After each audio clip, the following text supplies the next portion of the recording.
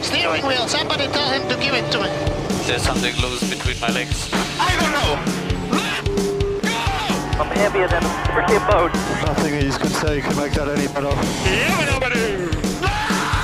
No more radio for the rest of the race. I'm going home. Welcome to DRSFC, a racing podcast by soccer nerds. I am Donald Wine. I am here with Eboni Christmas. We are previewing the 24th and final race of the 2024 Formula One championship season. Eboni, it's Abu Dhabi time. It's Abu Dhabi time. Let's end this so that Max can get his stupid trophy and we ride off into the sunset. Do we have to? The sooner this ends, the quicker Lewis gets into a Ferrari car. So this is true. And I will say we're going to Abu Dhabi, Yas Island, the home of Ferrari World, home of the world's fastest roller coaster, the Formula Rossa, which I guess just closed. But I promise you, if Ferrari wins the Constructors' Championship, I bet you they find a way to reopen that to celebrate. We will talk about that in just a second. But let's first get to the race that is ahead of us, Abu Dhabi Grand Prix. It's on Sunday morning here in the United States. Just a little bit about the track. 58 laps, 5.281 kilometers, 3.2 miles. It is a funky track, Ebony. There's 2 DRS zones. There's a speed trap. There's 2 detection zones. And then there's just a series of what would appear to be a maze of turns that we have seen in previous years to be absolutely unforgiving for drivers. yeah, I call it a clusterfuck because that's exactly what it looks like. Turns 9 through 16 is just dumb. It's dumb on a racetrack, especially with these big ass cars. And here we go. It's just see, this track is one, how I got into F1, and 2, also why I hate F1. Yeah, it's one race in particular which we will not discuss that occurred. We're all gonna have that therapy session in the off season. Yes, but yes, if you don't remember this race, it was very controversial because at the end of it, I never will forget the line that the racing director said, "We're a racing sport. We go racing." And I've been waiting for this ain't the track to do it. So, this ain't the track to do it. But I will say this, right? With the 2 DRS zones, they're 2 very long ones, and they're right after each other. So you kind of have a detection zone. You go into turn 5, and then there's a long straightaway, almost a kilometer long, where you can gun it essentially. Then there's a speed trap, but then right there's like almost a hairpin turn. Around 6 and 7. Then there's another detection zone, and then almost immediately after that is turn 8, which is kind of a banking turn where the DRS zone starts for the second time, and that goes into what is almost a 180 turn. I think that is where the race is going to be won or lost, except for in the case of Max Verstappen, which happens to be turn 1, which sucks. Yes. He's very good at turn 1, but I think this time, the funny thing about it is we don't have to get mad at him because he actually, Red Bull, can play the role of spoiler for McLaren or Ferrari. Let's talk about the constructors race because I think that's what's on everybody's mind. Right now, McLaren entering the race, 21 points up on Ferrari for first place. I think the one thing is in soccer and other sports, we have what's called the magic number. The magic number for McLaren is 24. That's the number of points they got to figure out how to get or have McLaren lose to clinch the first Constructors' Championship for them since 1998. If Ferrari somehow pulls it off right next to Ferrari World, it will be the first time since 2008 since they've won. So your thoughts on the race, at least in the Constructors' Championship, and really, again, you have McLaren, you have Mercedes. Both of them can get points, but at a certain point, you're talking about playing spoiler for one or the other. Yeah, a lot has to go Ferrari's way, essentially, for this. Like, McLaren didn't essentially wrap it up last week, especially with the penalty to Norris that really killed any potential chance they had at winning it last week. It does feel like it is McLaren's to lose going into this weekend. But Ferrari has been silently deadly. And I just don't trust the confidence of Oscar or Norris to truly do anything with that car. I mean, I still think they win it, but it's not going to be like in a really cool fashion, like extravagant way. But this was a race I didn't see happening, especially with when Max was going on that really good run at the beginning of the season. And Checo wasn't, but they were still getting the results that they needed. This is gonna be really cool because you're not gonna see Red Bull take both. Which, when's the last time that happened? I know we mentioned it in like one of our very first podcasts. It was that race we won't speak of. Oh, okay. There we go. So yeah, it's gonna be a fun weekend just because there are other battles that are being decided, like the battle for 6th for the Constructors Championship. That one's gonna be very, very interesting as well.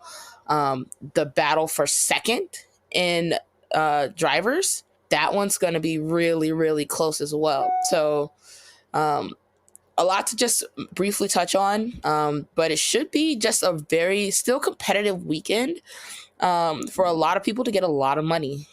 Yeah, and it's funny you mentioned the Drivers' Championship. Of course, Max Verstappen wrapped it up in Vegas, but you mentioned the battle for 2nd, and that's intertwined with the Constructors' Championship because you have Lando in 2nd, 8 points above Charles Leclerc, and you mentioned the stealthness, the lasagna that is Ferrari. Leclerc, we barely talked about him on the recap, and he finished 2nd. Right. And so he's just quietly just been up there. And I think it's a question of whether he continues his just quiet dominance and if Carlos Sainz joins him. In recent weeks, we've seen the two of them work together to get some great results for the team. But in this, I mean, Sainz's last race for Ferrari before he moves to Red Bull, or I'm sorry, before he moves to Williams, does he go out with a bang? Does he go out with a title in his hand? Maybe not the one that he covets, but the one at least for the team. And if he can help Leclerc even get above Norris, because 8 points isn't much. I mean, that's a place or two. So he could really literally be the difference between 3rd and 2nd for his teammate. And I think Leclerc is like slowly building a case for 2025 of like, okay, these have been really good upgrades. Let's continue it. Let's get to that 2nd spot. Let's keep that 2nd spot or even go for the 1st in Constructors, get that extra money. And now we're bringing on a really good driver in Lewis. And Carlos Sainz is just kind of being like, fuck it, balls to the wall. Let's just go have some fun. I could see him just causing havoc because what does he have to lose? It's not his car anymore. Like, I can see this race going a lot of different ways, and like 80 of them are super funny, and I cannot wait. But that free spirit, balls to the wall mentality that he's had the last, 2.5 months has actually helped him, right? Like, yeah. And it's helped the team. There's a reason why Ferrari is in this position where they can, they still need a lot of help, but they still could get this. And it's because of the fact that Leclerc had been doing stuff and Sainz had been kind of disappearing for a while. When he woke up, so did the team. And it feels like Leclerc has been very steady in staying in not necessarily on podiums, but at least getting in points, getting a decent amount of points and moving up. And it's when Sainz does well also that you see big bumps from Ferrari. Mm-hmm. Another thing, I mean, we'll talk more about Ferrari in a second, but I want to go to the 6th place because you mentioned that that race might be even more intriguing because you have Alpine currently in 6th place with 59 points because Pierre Gasly did so well last week in Qatar. Haas is 5 points behind them with 54, and then Visa Cash App, Red Bull, portfolio, Edward Jones is at 46 points. And it feels like they might be a little bit out of it, unless, again, with this one person doing well or getting a podium could really throw that race into a lurch. But I think, as we kind of touched on the last show briefly, the biggest story is Alpine and the fact that they have a new driver for their final week. Yeah, that's the crazy part, is not giving Ocon that last race, especially not like telling people beforehand so that everyone could be like, congrats on congrats on your tenure with Alpine. So it's a little bittersweet. It seemed like he wanted to test the car for in the offseason, and to do that, he needed to be released before this. Again, I'm a lawyer. I haven't seen no contracts. But I feel like that's kind of flimsy that he had to leave now for that to take place. I'm sure you can make exceptions or whatever. Having said that, the reason why he's leaving is he wanted to go test the new car that he's going to be in, and to do that he needs to exit this car. But it didn't feel like Alpine was like, no, wait, come back. Yeah, they're like, go. That sounds great. Yeah, but now they're gonna put that young kid in that car, and it's just gonna not be a fun weekend for them. So, because I don't see anything coming. Like, what does that do for either of you? Like, you could release him immediately after the end of the race, and he could go test the car. But this is more on the petty side of you just wanting to be like, for me, it's vindictive. So I wish them a very terrible race on Sunday. and it honestly, it means, in the case of Haas, we've seen Haas kind of be very inconsistent over the last couple of months. But again, there's times where they get some points and they move up, and then there's times where they do terribly. Which Haas is showing up on Sunday is the question. Is it the one where both Hülkenberg and Magnussen can get some points? And again, I mean, they only need 5. So it's not like they need to place high. They just if they both can place between 7 and 10, 15 range, yeah, or just between 7 and 10, they're getting points, and that might be enough. And as long as Gasly's behind both of them, it's over. The key point that you brought up was like Gasly Gasly drove a very good race last time out. Does that build the confidence for him to like continue that performance? It's a great question, because the last time that happened, when they placed second and third, what did they do? I don't think they really did anything the very next race, but they had kind of 3 weeks to think about it. And then Vegas, they were like, oh, Vegas. And I remember they were two of the people who were like, wow, the lights are very blinding and you can't really see around these tracks. And it showed. Yeah. I mean, it also depends on which K-Mag you're getting. That's going to be a big problem. So the funny thing is we were talking last week or on the recap about the lack of dog in Lando Norris. Yes. And I'm here to point out that dog was never present in Hülkenberg or Magnussen, because I was just randomly looking up random stuff earlier today. Did you know that both of them are in the top 10 of number of races without a win in F1 history? They both have, I think Hülkenberg has like 243 starts, which is a ton. I mean, I think he's top 6, maybe top 7 in F1 history. And Magnussen is like 180 something. I'm fudging the numbers a little bit, but both of them have almost 200 races, almost 400 races combined between them, 0 wins. And so and it's not that they need to win, but they need one of them to kind of conjure the dog that has never existed between them to get into the, because again, if they get into the top 5, not only are they moving up to 6th, because Gasly's probably not catching up to them, but they're also stealing points away from Ferrari and or McLaren in that pivotal race for first. So the K-Mag, so the Haas numbers don't they shock me, but in like a good way, because I thought it would be higher. I mean, can we bank on Stroll just like crashing into one of the McLarens or something for the weekend? So the funny thing is, I was like, Stroll is going to be an easy pick for Gloomy Boy, but I look at last year's race, he was 10th. I feel like 10th would be like his best performance in like 6 months this year, because it feels like every week he's running into gravel, walls, other people, his pit lane, his pit crew, anyone who he can find really, other than his dad. So I'm wondering if, again, is there one of these guys out here, and maybe not Stroll, but is there a driver out here that may not be the Zoomy boy of the day, but you think is going to make a surprise that will end up deciding this championship one way or the other? Colapinto. Ooh, why? Expand. Because his luck is crap when it comes to crashes or anything like that. So he's going to, and 50-50 whether it's his fault or not, right? Because last week wasn't his fault, but we've seen some crashes where he's just like in over his head and he lunges in, and then all of a sudden he's into a wall. Or he's not, like something crazy. he's gonna either spin out and cause a safety car accident, and it's a safety car immediately. Something. He's gonna do something, and it's going to wreak havoc on whatever's happening in third and fourth, because we know. I mean, I'm gonna give the race to Max. Don't like it, but I'm gonna do it. But Hamilton, Russell, Lando, they're going to be right there in that 4 to 6 range.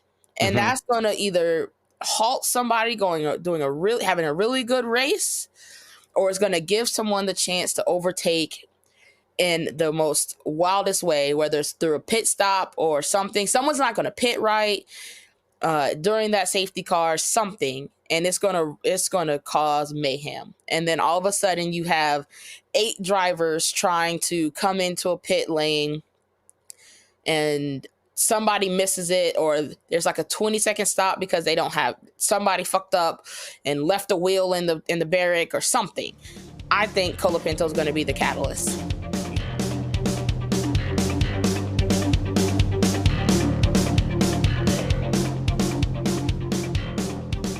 So I've been watching The Wolf of Wall Street a lot because it's been on TV a lot. You remember the scene where they're doing the IPO and the dude is cleaning his fishbowl, and they're like, "Bro, like, you're doing this today? Of all days, you're doing this today?" And they fire him on the spot. And they're like, "Everybody on point, cleaning fishbowls, like, fuck your animals." That's this one, right? If there's any one where the details really matter, it's this race, because those details can cost you a championship. They can win you a championship. They can make it where you don't get passed on pit lane, Checo Perez. Those details matter, and those are all points that can add up in the end. I say that to bring in something that you brought up when we were chatting before this. Lewis Hamilton racing his final race in a Mercedes car using a Mercedes engine. Like, is he? That's the question. That's the first question. But I will say, I mean, they've been already talking about, they've had the goodbye post going for the last 2 weeks now. Does he get into this race car and help his future team, right? Because he could also do that, right? And it's not going to help. It's not going to hurt Mercedes. It's not going to, but it could hurt McLaren. And if you see a point where Hamilton is ahead of Piastri or Lando, and you see some Ferraris ahead of him, especially Leclerc, his future teammate, I mean, what do you think? What do you think Holmes going to do? See, I feel like he's too professional to truly fuck up Mercedes' day. But after last weekend, I could see him being like, "Nah, fuck this. I'm gonna get in this car. I'm not gonna crash it, but I'm gonna make you sweat because you fucked me over all race, actually all season. You argue with me like I don't know how to drive a car, like I haven't won you championships. You been messing with this car all season too, as opposed to Russell's, right? You clearly prioritize Russell over me this season, which I get, but as a professional team, you should probably be doing a little bit more for both of us so that we can get you the next championship that you're looking for." If I'm Lewis, I'm a petty bitch. So I would be, I will be holding up Oscar. I would be just swerving. Not crazy, nothing crazy, but I'd be like all over. I'd be doing some of the craziest shit you've ever seen. I want soft tires for the rest of the week. I want 8 pit stops, okay? Every 6 like, you bring the intermediates, throw them on there. Throw the intermediates on there. You got the rain tires? It might rain. You don't know. You never know. That's what I want to see. But I know he's a professional, and he's probably not going to do that. There's that, right? But he's also still elite enough a driver that he can mask that if he wanted to, right? When I say he can hold off Piastri or hold off McLaren in some way to help Ferrari win, he doesn't have to do that at the expense of Mercedes, right? If he ends up in 5th or 4th, ain't nobody gonna notice, right? Like, he's still they're like, "Oh man, solid finish for Mercedes," and with Hamilton, he finished 4th. They won't say like, "Man, he finished 4th. What happened? Was he engaged in some ulterior motives?" And the thing is, Red Bull be doing that all the time. Maybe he's like, "Hey, I can start. And the thing is, I think in the good graces of Ferrari, right, they're going to have an issue in the offseason of who is the number one driver between Leclerc and Hamilton. How is that hierarchy going to work? They may have already worked that out behind the scenes, but Hamilton's driving well enough that can legit be a question. So I wonder if he gets behind this car and I think he does the professional, give it the old college try, but in the process, if he's like, oh, Ferrari's up front, that's funny. Let me try and catch them, air quotes. Let's see if that happens. But I think that part will be very fascinating. I do want to also bring up the fact that you did mention Gloomy Boy with Stroll. I think the real Gloomy Boy in the end is Checo. But well, he's not mine. He's not mine, but he's always a candidate on this show, especially. He's always a candidate. Yeah. Let's throw out. I want to throw out this question before we move on to our true Zoomy Boy and Gloomy Boy. Mm-hmm. What team do you think celebrates the hardest at the end of this race? Ooh, it could be for any reason, right? Yeah. I think it's Ferrari if they win, because I feel like if Ferrari wins, that also means that Leclerc is second, and like I said, they got the theme park right there, so. Their own. It's this in a way. This is kind of it feels like it's not their home track, but it's like their home away from home track. So I feel like if they win the constructors, they're going hard, and they're reopening the theme park. Everybody on Yas Island's invited. All the rides are open. All the candy is going to be given away, and the amount of bottles that are probably stored there for them to pop is substantial. So. I'm thinking it's them. Runner up would definitely be Haas if they got to sixth. See, I was also gonna say Ferrari because no matter what, they win. The third, where no one really put them at third, well, it was looking iffy for a bit. They're third or they're second.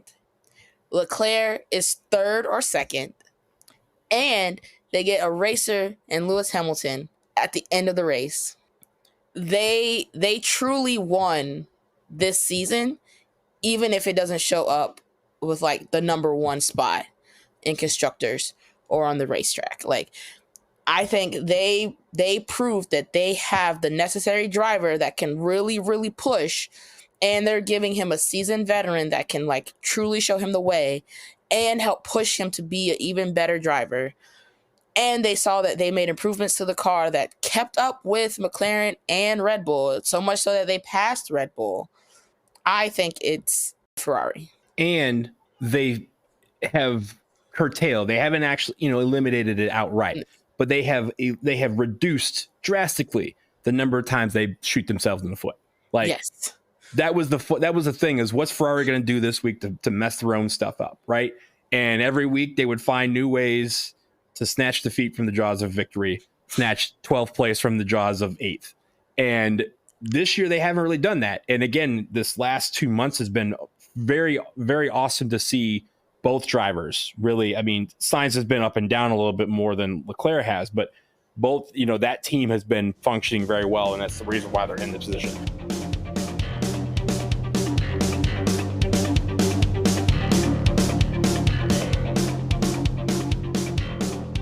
Let's move on, because I know we're trying to do this quickly because it's been a busy week after Thanksgiving. Let's get to our Zoomy Boy prediction and our Gloomy Boy prediction. We'll start with the Zoomy Boy prediction. And who is your Zoomy Boy predict? I'm going to do Team Ferrari. Like I said, I think they're just going to have. I think this race is going to be them celebrating a very successful season. It may not have been number one, but it was to me, it was a good season. And I think they're going to be very happy at the end of this race, regardless of where Leclerc and they fall in the constructors and drivers championships. Yeah. So my Zoomy Boy is not the team, but it is one guy on the team, and it is Carlos Sainz. The reason why is kind of almost a wish, right?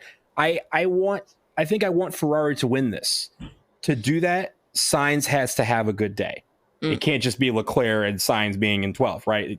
They can't win it on their own. They need to overtake McLaren by getting points. And if Sainz does well, Ferrari wins this thing. And because I think Leclerc is going to be constant enough to be at least in the top 10 and get those points. But if Sainz can get into the top 10, top 5 would be better. But if he gets there, I feel like that's the start of them winning this thing. And it's going to be fun to watch to see, again, his last race with Ferrari, how he decides to go out, if he can go out holding at least one trophy in the constructors. Gloomy Boy predictions is the other side of things. Obviously, the bad stuff. Who is going to be the worst driver on this grid this weekend? I'm going to go with a team again and go McLaren, because I think they're going to overthink it. Because after that quote came out, I feel like they've been dumb in all of their processing. So I feel like they're going to overthink this one more time. Oscar's going to have a bad race, or Lando. I don't think it's going to be both. I think it's going to be one or the other, and that's going to cause them to lose the Constructors' Championship. It's theirs to lose, and I think that they do it. That's a good shout. And I think they would call themselves Gloomy Boys if they don't win this thing, especially having held the lead for so long in the constructors over the last month and a half they've had it. So if they lose this thing, that is definitely on them and how they've messed up the last month. So my Gloomy Boy is someone who's kind of in another competition of his own, and that's Liam Lawson, who has not done well the last month since he's joined the grid. He really hasn't done well, replacing Danny Rick. And at a certain point, if he doesn't do well this weekend, which I'm predicting he won't, VCarb has a big question, and Red Bull have a big question on their hands: was it worth it to get rid of Danny Rick to bring him in? Again, with Checo, are they going to really move Checo along and not knowing who can fill these 4 spots that they magically have? Max is one, but okay, do they move up Yuki? Is Liam groomed to be the next person? We don't know that, but it doesn't show. So I'm banking on him to once again have a terrible, horrible, no good, very bad day and leave Red Bull with a lot of off-season questions moving forward. Anything else about this race before we get up out of here? No, I'm excited and I can't wait to watch with everybody. Yeah, it's going to be a great race, a very competitive one, right? Yes.